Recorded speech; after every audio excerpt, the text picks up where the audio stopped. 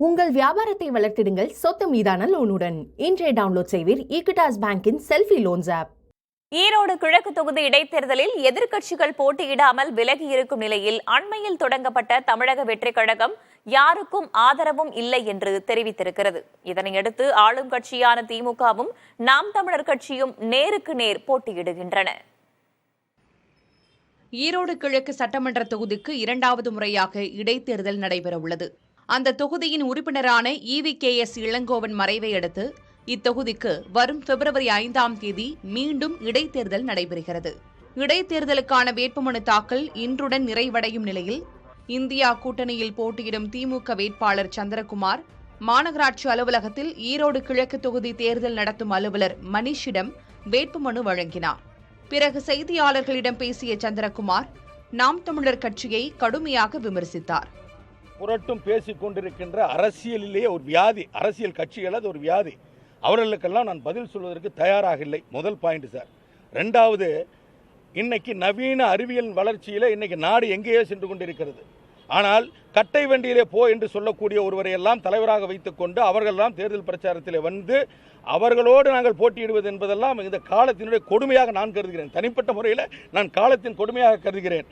அதனால் ஈரோட்டுக்கு என்ன செய்யணும், என்னென்ன தேவை என்றது, ஈரோட்டிலே பிறந்து வளர்ந்து இன்றைக்கு எனக்கு 57 ஆண்டுகள் ஆகிறது. என்னென்ன தேவையோ அது அனைத்தையும் எங்களுடைய அமைச்சர் அண்ணன் முத்துசாமி அவர்கள் தொலைநோக்கு சிந்தனையோடு அதை முன்னெடுத்து சென்று கொண்டிருக்கிறார். அந்த பணியை செய்வதுதான் எங்களுடைய பணி. இதேபோல நாம் தமிழர் கட்சி வேட்பாளர் சீதாலட்சுமி வேட்புமனு தாக்கல் செய்தார்.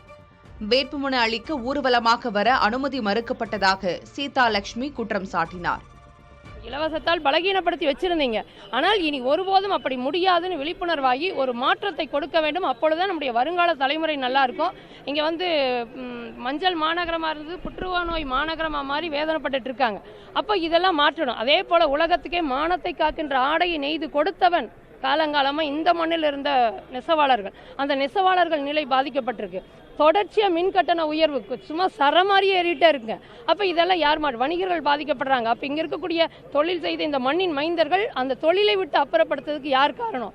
இது எல்லாத்துக்கும் மூல காரணம்னா திமுக கொடுமையான ஆட்சி, அராஜக ஆட்சின்னு தான் நான் சொல்வேன். அதை வேரோடு பிடுங்கி எறியாமல் இந்த மண்ணில் எங்களுக்கு வேற பணியே இல்லை. அதற்கான வேலை திட்டங்களோடு தான் நான் இந்த களத்தில் நிற்கிறேன்.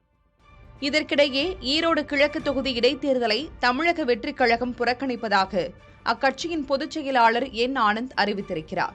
தாவேகாவின் முதல் அறிக்கையிலேயே 2026 சட்டமன்ற தேர்தல்தான் இலக்கு எனவும் உள்ளாட்சி தேர்தல் உட்பட வேறு எந்த தேர்தலிலும் போட்டி இல்லை என்றும் தாவேக தலைவர் விஜய் தெரிவித்திருந்ததை அவர் சுட்டிக்காட்டியுள்ளார். தமிழ்நாட்டில் ஆளும் அரசுகள் ஜனநாயக மரபுகளை பின்பற்றாமல் தங்கள் அதிகார பலத்துடன் அரசியல் அவலங்களை அரங்கேற்றியே இடைத்தேர்தல்களில் வெல்வது கடந்த கால வரலாறு என என் ஆனந்த் தனது அறிக்கையில் விமர்சித்திருக்கிறார். அதன் அடிப்படையில் விக்கிரவாண்டி இடைத்தேர்தலைப் போலவே ஈரோடு கிழக்கு தொகுதி இடைத்தேர்தலையும் தாவேக புறக்கணிப்பதாகவும் எந்த கட்சிக்கும் ஆதரவு இல்லை என்றும் ஆனந்த் தமது அறிக்கையில் குறிப்பிட்டுள்ளார். முன்னதாக அதிமுக, தேமுதிக, பாரதிய ஜனதா உள்ளிட்ட கட்சிகள் இடைத்தேர்தலை புறக்கணிப்பதாக அறிவித்துவிட்டன. புதிய தலைமுறைக்காக ஈரோட்டிலிருந்து செய்தியாளர் மணிகண்டன். உங்கள் வியாபாரத்தை வளர்த்திடுங்கள் சொத்து மீதான லோனுடன். இன்றைய டவுன்லோட் செய்வீர் ஈக்விட்டாஸ் பேங்கின் செல்ஃபி லோன்ஸ் ஆப்.